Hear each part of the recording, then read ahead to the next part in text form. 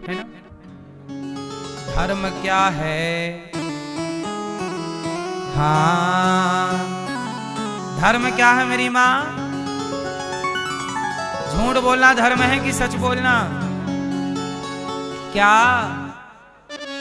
मैया जी झूठ मत बोलो, प्रभु के पास जाना है। न हाथी है न घोड़ा है, वहाँ पैदल ही जाना है। मैया जी झूठ मत बोलो, मैया जी झूठ मत बोलो, मैया जी झूठ मत बोलो, प्रभु के पास जाना है। जाओ दर्शन दो। ध्रुव जी महाराज, भगवान ने कहा कि मैं दर्शन देने नहीं, ध्रुव जी जैसे भक्तों का मैं स्वयं दर्शन करने जाऊंगा। और दर्शन करने के लिए जब भगवान प्रकट हुए तो ध्रुव जी की आंखें बंद थीं, क्योंकि उनके हृदय में भगवान की दिव्य छवि प्रकट थी। अब ध्रुव जी महाराज की छवि भगवान ने खींच ली, और जब खींची तो ध्रुव जी छटपटा गए उस दर्शन के लिए। और जब छटपटाहट हुई, आंख खुली, तो वही छवि सामने भगवान प्रकट थे, शंख चक्र गदा पद्म लेकर के भगवान प्रकट हो गए। किसके लिए? ध्रुव जी के लिए। कौन सा अवतार लिया? हरि अवतार ले लिया। कौन सा अवतार लिया? भगवान ने हरि अवतार धारण कर लिया।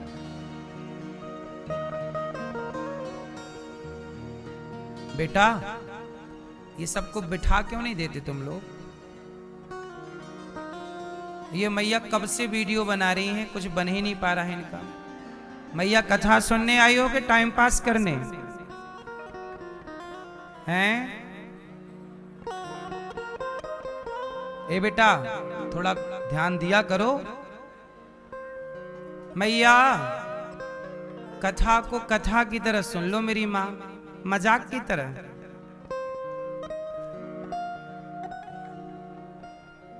शांति से बैठ जाओ, जाना है तो जल्दी से जाओ। अब खड़े हैं, यूं खड़े होके फोटो, फिर यूं। अच्छा है कि लेट के नहीं बनाते।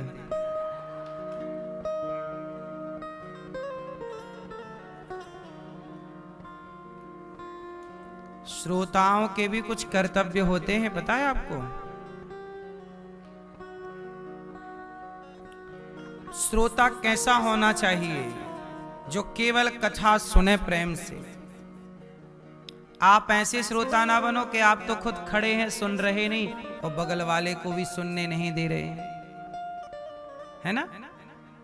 अब सुनो, ध्रुव जी महाराज ने भगवान से प्रार्थना की। क्या कहा? योऽन्तः प्रविश्य मम वाचमिमां प्रसुप्तां संजीवयत्यखिल शक्तिधरः स्वधाम्ना अन्यास्तहस्तचरणश्रवणत्वगादीन् प्राणान्नमो भगवते पुरुषाय तुभ्यम्। हे प्रभु, मेरे अंतःकरण में आप बस जाइए। योऽन्तः प्रविश्य। ध्रुव जी कहते हैं, हे भगवान, आप मुझे दर्शन तो दे रहे हैं, पर मुझे डर लग रहा है कि अभी आप मुझे दर्शन देकर चले जाओगे। ऐसा करो कि अब आप जाओ मत। भगवान बोले, जाना तो पड़ेगा। नहीं, योऽन्तः प्रविश्य, मेरे अंतःकरण में आप प्रवेश कर जाए, यहां जाओ ना। भगवान बोले, कुछ वरदान मांग लो। ध्रुव, क्या चाहते हो? ध्रुव जी बोले, प्रभु, कभी कुछ मांगने की आपसे क्या मांगू? भगवान ने कहा कि नहीं नहीं, आपने राज्य की कामना चाहिए थी, पिता की गोद में बैठना था ना, राजा बनना था, पर माँ ने अपमान कर दिया। और जब अपमान हुआ तब ध्रुव जी भगवान की शरण में गए। अपमान भी तब अच्छा हो जाता है जब कोई अपमान खाकर सहकर भगवान की शरण में आ जाए। इसलिए कई बार अपमान, दो लोग ऐसे हैं जिनको अपमान के कारण भगवान मिले। नहीं, दो नहीं, मुझे 3 याद आ गए, और भी हो सकते हैं। 3 लोगों को मैं जानता हूं जिन्हें अपमान के कारण भगवान मिले। पहले ध्रुव जी, जिन्हें उनके सौतेली माँ ने क्या कर दिया, हाथ पकड़ के गिरा दिया। अपमान ना किया होता सौतेली माँ ने तो भगवान कैसे मिलते? तो अपमान के कारण भगवान मिल गए। मिले कि नहीं? अपमान ना होता तो भगवान। दूसरा, विभीषण जी का अपमान ना होता, रावण लात मार के निकाला ना, रावण जब ही विभीषण त्यागा। अपमान ना होता विभीषण जी का तो क्या विभीषण जी को राम मिलते? और तीसरे कलयुग की घटना है। आपने नरसी जी का नाम सुना होगा। नरसी जी की भौजाई ने, भाभी ने उनका अपमान करके निकाला। भाभी ने अपमान किया, नरसी जी की भाभी। अपमान ना होता नरसी जी का तो भगवान ना मिलते। विभीषण जी का अपमान ना होता तो भगवान ना मिलते, और ध्रुव जी का अपमान ना होता तो भगवान ना मिलते। इसलिए कहता हूं कि अपमान सहकर भी जो ईश्वर की ओर कदम बढ़ाते हैं तो वह व्यक्ति और करीब पहुंच जाता है भगवान के, और भगवान उन्हें स्वीकार कर लेते हैं। इसलिए कहते हैं ना, इसलिए कहते दुनिया के सताए लोग यहाँ सीने से लगाए जाते हैं, दरबार में राधा, दरबार में राधा रानी के दुख दर्द मिटाए जाते हैं, दुनिया के सताए लोग यहाँ सीने से लगाए जाते हैं। जिन्हें कोई ना अपनाए उन्हें भगवान अपनाते हैं। दुनिया में जिन्हें सम्मान मिला वो भगवान तक ना पहुंचे, लेकिन दुनिया ने जिन्हें दुत्कारा, ठुकराया, याद रखना उन्हीं को भगवान मिले हैं जिन लोगों को दुनिया ने दुत्कारा, ठुकराया है। जब दुनिया दुत्कारने लगे, ठुकराने लगे, समझ लेना कि ईश्वर आपको गले लगाना चाहते हैं, क्योंकि जगत अपनाएगी तो आप जगत में उलझे रहोगे, और दुनिया सताएगी, ठुकराएगी तो याद किसकी आएगी? विभीषण को लात ना मारता रावण तो क्यों जाता? रावण गले लगाता विभीषण को तो विभीषण तो कभी ना जाते राम के पास। कुछ समझ बातों से नहीं आती, कुछ समझ लातों से ही आती है। हाँ, सही है। तुलसीदास जी को भी अपमान सी भगवान मिले, मैया ने याद दिला दिया। तुलसीदास जी की पत्नी उनके प्रेम में ऐसे पागल कि सांप चढ़ रहा था, सांप को रस्सी समझ के चढ़ गए, मुर्दा बह रहा था, नाव समझ के पार लग गए। और जब पत्नी से मिलने आधी रात को गए, पत्नी से कहा कि देखो तुम्हारे बिना हम रह ना पाए, आ गए। पत्नी ने कहा कि स्वामी, जितना प्रेम इस शरीर से है इतना प्रेम रघुनाथ जी से होता तो आपका कल्याण हो जाता। यहां पर ये नहीं कह सकते कि पत्नी ने अपमान किया, पत्नी ने ठीक ठीक बात कह दी, है ना। यहां कुछ हिस्सा ले सकते हैं, परंतु पूर्ण अपमान नहीं था, वहां अपमान नहीं था। वहां पत्नी ने कहा कि स्वामी जी शरीर से इतनी आसक्ति, यहां ये बात कही जा सकती है कि पत्नी चाहे तो पति को परमेश्वर की ओर मोड़ सकती है। पुरुष जो है कामी प्रधान होता है। पुरुष सबके लिए बातें नहीं है। संत जन भी साधना करके अपने काम को छीण कर देते हैं, समाप्त कर देते हैं। फिर भी पुरुष में काम प्रधान होता है, अधिक होता है। परंतु यदि वह स्त्री की ओर आसक्त है पुरुष, और यदि स्त्री ईश्वर से कनेक्ट हो गई तो अपने पति को भी अपने से हटा करके परमात्मा से जोड़ सकती है। वही तुलसीदास जी की पत्नी ने किया। जो आसक्ति तुलसीदास जी की जगत में थी, वह जगत की आसक्ति हटा के जगन्नाथ में आसक्ति करा दी, रघुनाथ में आसक्ति करा दी। हाँ या ना? तो भगवान जगत से जब तक दुत्कारा ना जाए, ठुकराया ना जाए, तब तक भगवान, इसलिए कहते हैं संसार से अपमान मिलने लग जाए, समझ लेना कि हमारी भक्ति सही चल रही है, ठीक चल रही है। संसार से बड़ा प्यार मिले, बड़ा सम्मान मिले, जगत का सम्मान हमें ना उलझा देगा। सच बताओ, सम्मान पाके अभिमान आता है कि नहीं? सम्मान यदि आपका होगा तो आपके भीतर अभिमान जरूर प्रकट होगा, और वह अभिमान आपको पतित कर देगा।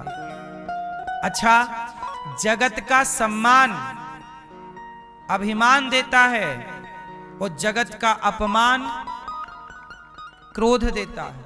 यदि सत्संग नहीं है तो क्रोध प्रकट कर देगा, बदले की भावना प्रकट कर देगा, इन्होंने अपमान किया मैं भी बदला लूंगा। लेकिन यदि संस्कार और भक्ति है तो जगत का अपमान क्रोध नहीं, भक्ति और प्रेम से भर डालेगा आपको, जहां आपका कल्याण हो जाएगा। इसलिए ध्रुव जी महाराज ने भगवान को पाया, वापस घर आए, पिता ने राजा बनाया, बहुत कार्यकाल, बहुत समय तक राज्य का आनंद लिया, और अंत में मृत्यु के सिर पर पांव रख के ध्रुव लोक चले गए। बोलिए ध्रुव जी महाराज की जय। इनका विवाह हुआ, गृहस्थी हुई बसाई ध्रुव जी ने। इन्हीं के वंश में भगवान पृथु भय, जिन्होंने पृथ्वी का दोहन किया, और भगवान ने पृथ्वी को समतल किया। 10,000 कान मांगे पृथु भगवान ने कथा सुनने के लिए। अब मनु जी के दूसरे पुत्र की कथा, प्रियव्रत, उत्तानपाद के बाद प्रियव्रत की कथा, पुरंजनोपाख्यान की भी कथा है कि किस तरह जीव जगत में उलझ जाता है। प्रियव्रत जी महाराज का विवाह विश्वकर्मा की पुत्री वर्हिष्मती से हुआ। इनके पुत्र हुए हैं आग्नेत्र, फिर नाभि, फिर ऋषभदेव जी। ऋषभदेव जी के 100 पुत्र हुए। सबसे बड़े का नाम भरत, जिन्होंने जगत से मन हटाया और जगन्नाथ के ध्यान में गंडकी नदी पर चले गए। लेकिन एक मृग में आसक्ति होने से भरत जी मरते समय मृग का चिंतन करते मरे, तो उन्हें मृग बन करके वापस आना पड़ा। ये कथा ये समझाना चाहती है कि आप मरते समय किसी जीव में, किसी व्यक्ति में, किसी वस्तु में अपने मन को ना लगाएं। मरते समय बड़ी सावधानी की जरूरत है। अंते यामति सा गति, कहते हैं मरते समय जिसकी मति बुद्धि जैसी है उसकी गति वैसी हो जाती है। मरते समय चित्त कहाँ हो? भगवान में। क्योंकि मरते समय यदि आपने बेटा बेटा करते मर गए तो जगत में फिर आना पड़ेगा। इसलिए कहता हूं, एक समय तक खूब प्रेम करो बच्चों से, खूब प्रेम करो जगत से, लेकिन अब समय हो गया, 50 साल हो गए शादी के, अब बेटा बेटी का ब्याह हो गया, अब धीरे से मन को हटा लो। जब आप 50 वर्ष के हो जाएं तो आपकी उम्र इशारा किस ओर कर रही है? 51, जाओ वन की ओर। वानप्रस्थ स्टार्ट हो गया ना, ब्रह्मचर्य, गृहस्थ, वानप्रस्थ। और तो वानप्रस्थ कब से शुरू होता है? वन 51, 52, जाओ वन की ओर जाओ, उम्र इशारा कर रही है। अब बेटा बेटी से ब्याह, करके आप मुक्त हो गए ना, जिम्मेदारियां पूरी, अब चित्त भगवान में लगाओ। तो गृहस्थ की जिम्मेदारी भी हो गई, और जीवन में मोक्ष ना पाए, इस संसार में आप आए और मोक्ष ना पाए, तो बताओ आपने क्या पाया? कहते हैं ना, परमात्मा ना पाया, परमात्मा ना पाया, पाया जन्म तो क्या हुआ। सब पाया पर मोक्ष ना पाए तो क्या पाए? इसलिए मोक्ष को पा लेना हम सबकी जिम्मेदारी। अब अनिरुद्धाचार्य ने सब कुछ पाया पर आखिरी में मैं अपना मोक्ष ना कर पाया, तो आपको इतनी भागवत सुनाने, इतना कुछ करना सब बेकार, क्योंकि मैं अपना कल्याण ना कर पाया, तो कितने दुख की बात है। इसलिए मैं आपको तो कल्याण करूं कथा सुना के, आपके हृदय में तो भक्ति भरूं, लेकिन मेरे अपने चित्त में भी तो भक्ति हो।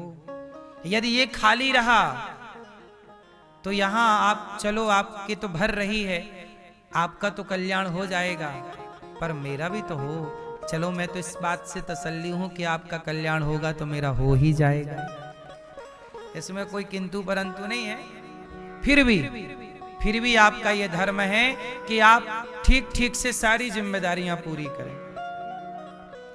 मेरा कर्तव्य है कि मैं गृहस्थ में रह के गृहस्थ के कर्तव्यों को पूरा करूं और चिंतन ईश्वर का, क्योंकि गई बहुत थोड़ी रही नारायण अवचेत। आप लोग मैया जाओगी तो किसका चिंतन करते जाओगी? किसका है? अभी किसका है ध्यान? अभी तो मैया दिन भर मैया लोग क्या करती हैं? पोता पोता, बेटा बेटा, नाती नाती, मेरा मेरा मेरा, सारा दिन मेरा मेरा मेरा। मैया, इससे आपकी गति बिगड़ जाएगी। पुरुषों का, अच्छा पुरुष की आसक्ति कहां होती है? पुरुष की आसक्ति पैसे में होती है बुढ़ापे में, और स्त्री की आसक्ति होती है परिवार में। स्त्री जितनी बूढ़ी होती जाएगी उतना बेटा बेटी पोता पोती में उलझती चली जाएगी। ये स्त्री का स्वभाव है। जितनी आयु बढ़ेगी स्त्री की उतना वो मोह में पड़ती जाएगी, और जितना पुरुष की आयु बढ़ती जाएगी उतना वो पैसे में आसक्त होता चला जाएगा। ये बात सही है कि गलत है? बोलो। जवानी में आसक्तियां नहीं होती ज्यादा, उम्र बढ़ते ही आसक्तियां भी बढ़ने लग जाती हैं। जो जितना बुढ़ापा के करीब होगा उसकी उतनी अधिक आसक्ति होगी। जो मृत्यु के जितने करीब होगा, अब सोचिए जो बूढ़ी बूढ़ी मैयाएं जो बिल्कुल एक्सपायरी डेट हो चुकी है, पुरुषों की और स्त्रियों की, जो एक्सपायरी डेट के लोग हैं वो भी अभी पोता खिला रहे, मेरा पोता, मेरा बेटा, और ये करते करते हो गए टें।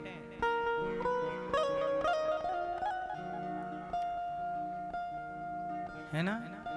एक्सपायरी डेट के पुरुष गांव गांव में जाके देखना जुए खेल रहे, ताश। जिस उम्र में इन्हें भगवान का चिंतन करके अपने कल्याण का साधन करना चाहिए, वह उम्र इन जुआ खेल के बर्बाद कर रहे हैं। ये मानव शरीर बड़े भाग्य से मिला है मेरी माँ, बड़े भाग्य मानुष तन पावा, फिरत सदा माया कर प्रेरा, काल कर्म स्वभाव गुण घेरा, दुर्लभो मानसो देहो देहि नाम क्षण भंगुरा, तत्रापि दुर्लभम मन्ये वैकुंठ प्रिय दर्शनम।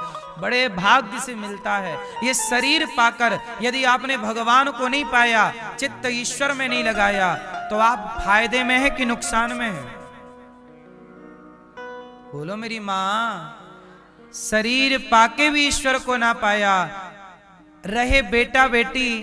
बच्चे तो हर योनि में मिलते हैं, कुत्तों को भी बच्चे मिलते हैं, बिल्ली को भी बच्चे मिलते हैं, गधों को भी बच्चे मिलते हैं। बोलो हाँ। कौन सी योनि? मच्छर के भी बच्चे होते हैं, मक्खी के भी बच्चे होते हैं। ये बेटा बेटी की जो आसक्ति है ये तो हर योनि में है, सुविधाएं। लेकिन मन यदि भगवान में ना लगा, सब कुछ व्यर्थ है मेरी मां, सब बेकार है। इसलिए भरत जी ने मरते समय मृग में मन लगाया, मर के गए। यमराज जी ने कहा मृग में मन लगा, आपको मृग बन के जाना। भरत जैसे ज्ञानी को मृग बन के आना पड़ा। आपका क्या होगा जब भरत जैसों की ये गति है, तो मैया आपका क्या होगा। भगवान में भरत जी ने मन लगाया, मृग का शरीर त्यागा, तीसरा जन्म मिला भरत जी को मनुष्य का। और तब भरत जी ने राजा रहुगण को उपदेश किया और दिव्य भगवत धाम की प्राप्ति हुई। भगवान का कल्याण भगवान के चिंतन से, भगवान के चिंतन से आपका कल्याण संभव है। अजामिल जैसा पापी, सुनिएगा, अजामिल जैसा पापी, जो पापी था और केवल पापी नहीं, वीआईपी पापी था। हा? अजामिल वीआईपी पापी था कि वीवीआई पापी था? हैं? वीवीआई पापी था, खूब बड़ा पापी। पराई औरत का संग करना, अपनी पत्नी छोड़ के पराई के संग रहता। उस वैश्या से 10 बच्चे पैदा किए।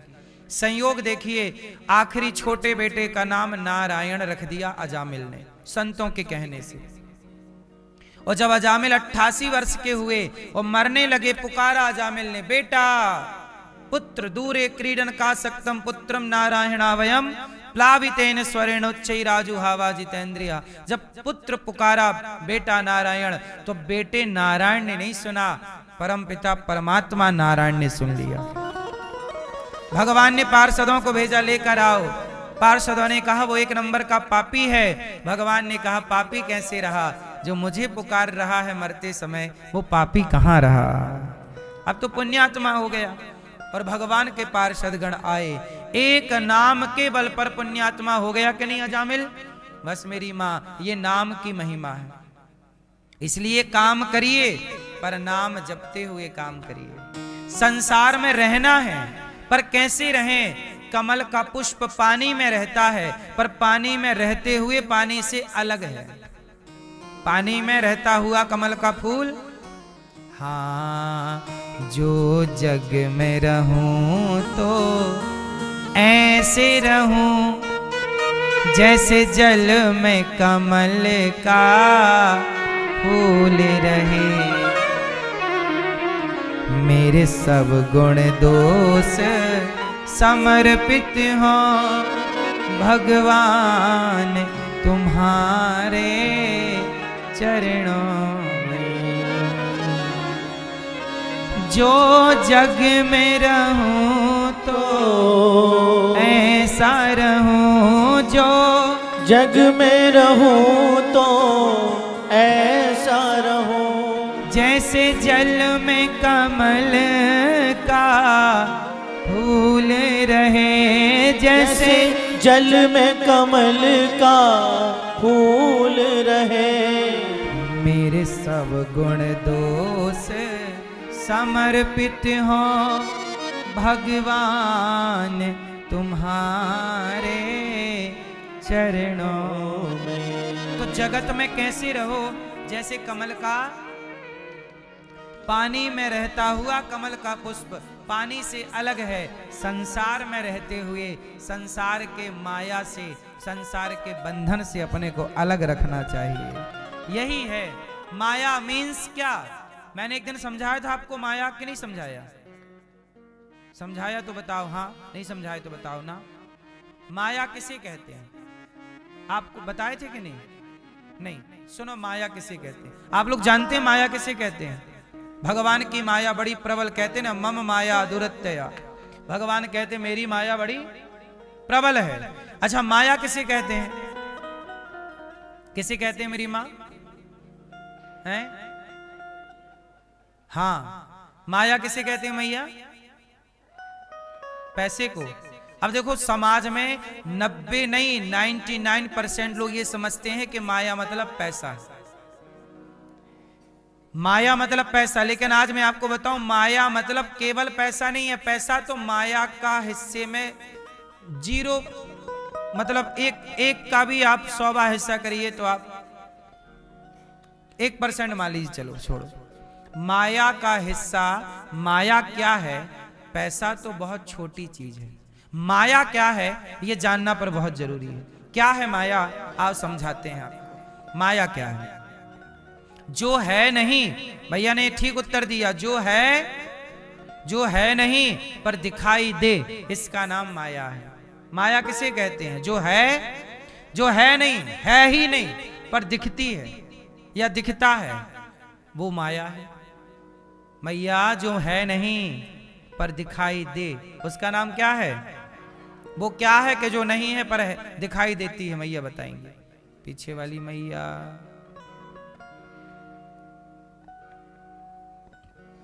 मैया रजाई ओढ़ी हो क्या मेरी मां? जो है नहीं पर दिखाई दे, बताओ वो क्या है जो नहीं है पर दिखती है? आप बताओ बेटा, वो क्या है जो है नहीं पर दिखती है? आप बताओ। हाँ, क्या? नहीं मैया, क्या बोलती तू? कुछ नहीं बोलती मैया। मैया, ओ पीली गुलाबी मैया, क्या है माया? है नहीं पर दिखाई दे। सुनो, बहुत सारी चीजें हैं जो है नहीं पर दिखती हैं ना। जैसे जब आप गाड़ी चलाते हैं, सड़क में ऐसा लगता है पानी भरा है। जहां रेतीला क्षेत्र है, रेगिस्तान है, मृग तृष्णा, मृग मारीचिका, पानी है नहीं पर दिखाई, जो है नहीं पर दिखाई दे, है ना। इसे भ्रम भी कहते हैं। क्या कहते हैं? भ्रांति। एक्चुअली माया का भी नाम भ्रम है। यदि बहुत सरल सटीक अर्थों में समझे माया का अर्थ, तो भ्रम को ही माया कहते हैं। भ्रम। आप सारी जिंदगी किस में रहते हैं? भ्रम, भ्रमित रहते हैं। पानी है नहीं पर पानी दिख रहा है, ये माया है, ये भ्रम है। और सुनो, जैसे आपके कितने बच्चे हैं?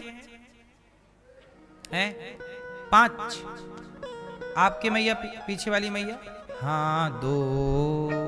मैया पीली मैया आपके 1, पीली मैया आपके 2 हैं। 2 भ्रम है आपको?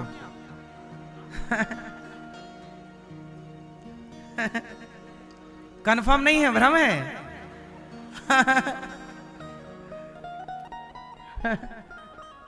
सुनो, मैया ठीक कह रही हैं, अभी सब लोग इसी में आओगे। देखो माया क्या है? भ्रम का नाम माया है। जैसे आप क्या कहते हैं? मेरे 2 बच्चे हैं, मेरे 3 हैं, मेरे 5 हैं। मैया सच बताओ, वो 5 बच्चे या 2 बच्चे आपके हैं? सच बताओ, उन बच्चों में एक बाल भी आपने लगाया हो, एक रोमा भी आपने लगाया हो, तो बताओ। हाँ, आपके बच्चों में एक रोमा भी आपने लगाया हो तो बताओ। लेकिन दावा क्या ठोकते हैं? मेरा है। जबकि वो बच्चा है किसका? किसने तैयार किया है उसे? आंखें उसकी भगवान ने लगाई, कान भगवान ने लगाए, सिर भगवान ने बनाया, हाथ भगवान ने, पांव, पूरी संरचना किसकी है? पूरा स्ट्रक्चर किसका है? भगवान का। और आप क्या कहते हैं? मेरा है। सच बताओ, भगवान की प्रॉपर्टी को आप अपना मान रहे हैं, ये भ्रम है या नहीं? बोलो। इसी का और नाम है सटीक अज्ञान। इसी का और नाम क्या है? देखो, माया, बोलो माया, भ्रम, अज्ञान। आप कहते हो ये बेटा मेरा है। क्यों कहते हो कि मेरा है? जबकि आप ये जानते हो कि इस बेटे में मेरा कुछ भी नहीं है। लेकिन आप व्यवहार में सब कहते हैं मेरा मेरा। तो मैं भी, मेरा मुझ में कुछ नहीं, जो कुछ है तेरा, और तेरा तुझको अर्पण क्या लागे मेरा। है उसका पर कह रहे हैं मेरा। ये भ्रम है कि नहीं? इसी का नाम माया है। जो मेरा है नहीं पर मेरा सा लग रहा है। बेटा आपका है नहीं, आपका लगता है। चलो बेटे की छोड़ो, मैया ये जो आंख आपकी है, आपकी है? आंखों में कम दिखने लगता है, आपकी थी तो रोक लेते। हाथ में बल कम हो जाता है। आप कोई चाहता है कि आप बूढ़े हो जाएं? सब बूढ़े हो रहे हैं। आपके ना चाहने पर भी आप बूढ़े हो रहे हैं। इसका मतलब आपका शरीर भी आपके कहने से नहीं चलता। आपका जोर इस शरीर पर भी नहीं चलता। आपका चलता है क्या? सच बताओ, आपका जोर चलता है आपके शरीर में? इसका मतलब आपके शरीर को भी कोई और चला रहा है। कि आप चाह रहे हैं कि मैं जवान रहूं, पर फिर भी आपके हाथ से जवानी मुट्ठी में भरी रेत की तरह फिसल रही है। हाँ या ना? इसका मतलब यह है कि शरीर भी अपना नहीं है। और सारी जिंदगी हम क्या भ्रांति पाले रहे कि हाथ मेरा है, ये 2.5 किलो का हाथ मेरा है, हाथ मेरा है, आंख मेरी है। सारी जिंदगी हम लोग यही तो परिचय देते रहे, ये आंख मेरी है, ये हाथ मेरा है। लेकिन बाद में पता चला कि शरीर भी मेरा नहीं है। सच बताओ, शरीर आपका है? आपका शरीर था तो लेकर क्यों नहीं गए? काहे यहां लोग जला रहे हैं? हाँ मैया, अब बताओ कितने बच्चे हैं आपके? हैं? लो, बयान बदल गए, दलीलें बदल गई। क्यों बदल गई? क्योंकि माया से पर्दा हट जाएगा पूरा। अभी केवल आपने सुन के समझा है। जिस दिन ये रियल महसूस करने लग जाओगे, उस दिन माया से पर्दा हटेगा। और जब माया से पर्दा हटता है तभी मायापति के दर्शन होते हैं। भगवान का नाम है मायापति। वो माया के कौन है? माया के मायापति भगवान है। तो माया का पर्दा, इसलिए बिहारी जी के मंदिर में बार बार पर्दा लगता है, खुलता है, लगता है, खुलता है। ये पर्दा यही तो कहता है कि बिहारी जी कहते हैं, भाई हमने तो अपना पर्दा हटा लिया, तू भी तो अपना हटा। लेकिन आदमी समझते ही नहीं कि पर्दे का मतलब क्या। वो समझता पर्दा खुलेगा दर्शन होएगा। नहीं, सच बताओ, अभी आपका पर्दा हटना बाकी है। बिहारी जी का तो हट चुका, आपका हटना सही है कि नहीं? हाँ, मैं सबका होकर देख चुका, एक तेरा होना बाकी है। रोया मैं बहुत जग के आगे, तेरे आगे रोना बाकी है। सबका होकर देख चुका, एक तेरा होना बाकी है। सही बता, पर्दा हटना भी यही माया है, जो है नहीं। अब आपकी पत्नी भी माया है। आप कहते हो ना मेरी पत्नी, कब से तुम्हारी हो गई? आपका ब्याह नहीं हुआ था तब पिता कहता था मेरी बेटी। कुछ दिन बाद बच्चा होगा, बोलेगा मेरी माँ। भाई आया, बोला मेरी बहन। फिर बोलेगा कोई मेरी बुआ, मेरी नानी, मेरी मासी। अब बताओ आप किसकी हो मैया? पति की हो कि पिता की हो कि पुत्र की हो कि समाज की हो कि भाई की हो कि बहन की हो? सच बताओ आप किसके हो? पत्नी बोलती है मेरा पति, है ना? पुत्र बोलता है मेरा पिता। बताओ आप किसके? बोलो। सब कहते रहे ना कि मेरा मेरा। और याद रखना, जब तक स्वार्थ जिसका है तब तक लोग कहते हैं मेरा। आपको लोग तब तक मेरा कहते हैं। बेटा भी, सच बताऊं, जब तक स्वार्थ है ना तब तक बेटा पिता को पिता समझता है। एक टाइम बाद कुछ बच्चे क्या समझने लगते हैं, अरे तुम तो मूर्ख हो, कुछ जानते भी नहीं हो। हाँ या ना? एक टाइम बाद। सबके लिए ये बातें नहीं हैं, पर समाज में कुछ बच्चे ऐसे हमें दिखते हैं जो कहते हैं कि तुम तो कुछ जानते नहीं। जैसे आपको कहते हैं माँ, अरे मैया तुम तो कुछ जानती ही नहीं हो। बोलो हाँ, कई बार बच्चे ये भी कहते हैं तुमने हमारे लिए किया ही क्या है, हाँ या ना। इसका मतलब ये है कि ये दुनिया आपको मुट्ठी भर चाहती है, केवल एक मुट्ठी, और एक मुट्ठी भी इसलिए चाहती है क्योंकि स्वार्थ है, और वो एक मुट्ठी का स्वार्थ जब खत्म हो जाएगा छोड़ देगी। शादी के पहले तक बच्चे का स्वभाव अलग होता है, शादी के बाद बच्चे का स्वभाव माँ बाप के प्रति बदल जाता है। इसे आप नकार सकते हैं, और ये प्रकृति का नियम है, इसे हम बुरा नहीं कह रहे हैं, हम तो केवल हम ये बतला रहे हैं बदलाव। हम ये नहीं कह रहे हैं कि सही है कि गलत, सही गलत पर मोहर नहीं लगा रहे हैं, पर हम ये देखते हैं कि समाज में बदलाव दिखता है, हाँ या ना। जो माँ बाप बहुत जरूरी लगते थे बचपन में, अब वो माँ बाप बिल्कुल भी जरूरी नहीं लगते। ये बात सही है, समय के साथ बदलाव। चिड़िया भी जिन बच्चों के मुंह पे दाना डालती है, जिन बच्चों को बड़ा करती है, जब वो बच्चों के पंख आ जाते हैं तो उड़ जाते हैं। और आपने सुना होगा कि एक बार पिंजरे से उड़ा, एक बार घोंसले से उड़ा पक्षी अपनी मां से दोबारा शायद कभी नहीं मिलता। पता है आपको ये बात? हाँ, जो बीत गए हैं वो जमाने नहीं आते, आते हैं नए लोग पुराने नहीं आते। लकड़ी के मकानों में न चिराग जलाओ, लकड़ी के मकानों में न चिराग जलाओ, वो आग बुझाने भी पड़ोसी नहीं आते, पड़ोसी भी अब आग बुझाने नहीं आते। बरसों हुए पेड़ की शाखाएं हैं सूखी, बरसों हुए पेड़ की शाखाएं हैं सूखी, पंछी भी यहाँ रात बिताने नहीं आते, अब दोस्त भी मिलने के बहाने नहीं आते। समय अच्छा होगा, भरी होगी महफिल, समय बिगड़ जाएगा तो कोई राम राम भी नहीं करता, हाँ या ना। तो ये पूरा सिद्धांत माया का है, पूरा खेल किसका? आप समझ लो कि माया क्या, ये संसार में जो कुछ दिखाई पड़ रहा है सब माया।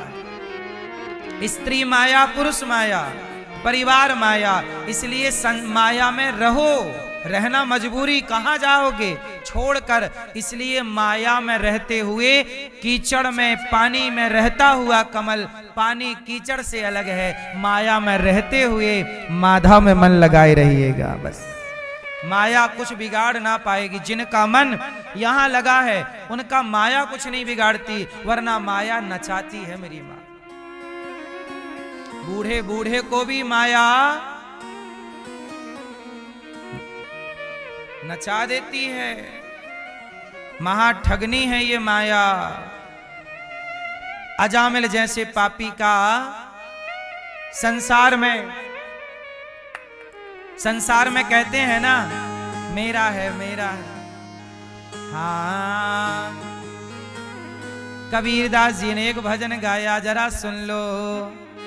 ये भजन सुनने का है, आप केवल सुनेंगे, झूमेंगे, नाचेंगे नहीं, बैठे बैठे झूमिएगा। ये भजन सुनने का है, इसमें ज्ञान ज्यादा है, सुनने का भजन है, बहुत बड़ी सीख मिलेगी।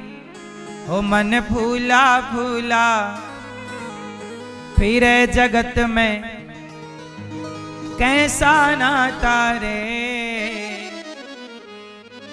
कैसा नाता रे जगत में, कैसा नाता रे, कैसा नाता रे जगत में, कैसा नाता रे। ओ मन फूला फूला फिरे जगत में, कैसा नाता रे, मन फूला फूला फिरे जगत में, कैसा नाता रे। माया को समझाने के लिए कबीरदास जी ने ये भजन गाया है। माया के को समझ जाओ आप कहते हो ना मेरा है, ये मेरा, मन को फुला फुला कर लोग कहते हैं ये मेरा ये मेरा, पर कबीरदास जी कहते हैं मन फूला फूला फिरे जगत में कैसा नाता रे। मन भोला भोला मेरे जगत में कैसा नाता रे। कैसा नाता रे जगत में कैसा नाता रे हो कैसा नाता रे जगत में कैसा नाता रे। मन फूला फूला फिरे जगत में कैसा नाता रे। मन भोला भोला मेरे जगत में कैसा नाता रे। मन को फुला फुला कर लोग कहते हैं ये मेरा ये मेरा। मात कहे यह पुत्र हमारा, बहन कहे भाई मेरा। मात कहे यह पुत्र हमारा, बहन कहे भाई मेरा। भाई कहे यह भुजा हमारी, भाई कहे यह भुजा हमारी। नारी कहे नर मेरा। मन फूला फूला मेरे जगत में कैसा नाता रे। मन भोला भोला मेरे जगत में कैसा नाता रे।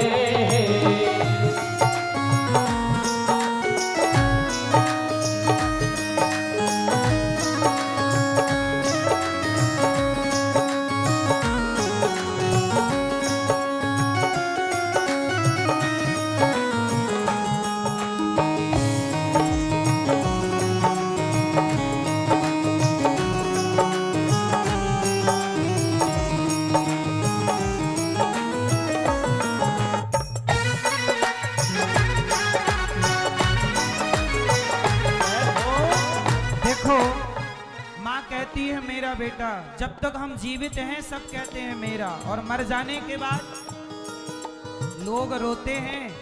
सच बताओ, आपके मरने के बाद लोग कितने दिन तक रोएंगे? क्यों मैया? जब आप मरेंगे लोग कितने दिन रोएंगे बताओ जरा?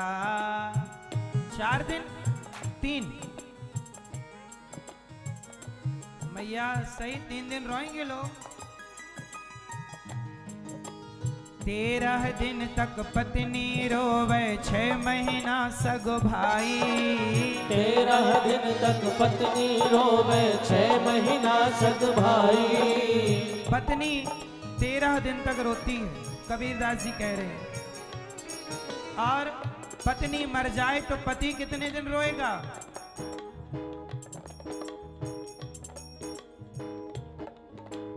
13 दिन तक पत्नी रोवे, 6 महीना सगो भाई। 13 दिन तक पत्नी रोवे, 6 महीना सग भाई। पत्नी मर जाएगी तो चिता की आग ठंडी नहीं हो पाती पत्नियों की, और कुछ पुरुषों के दूसरे विवाह की चर्चाएं चल पड़ती हैं।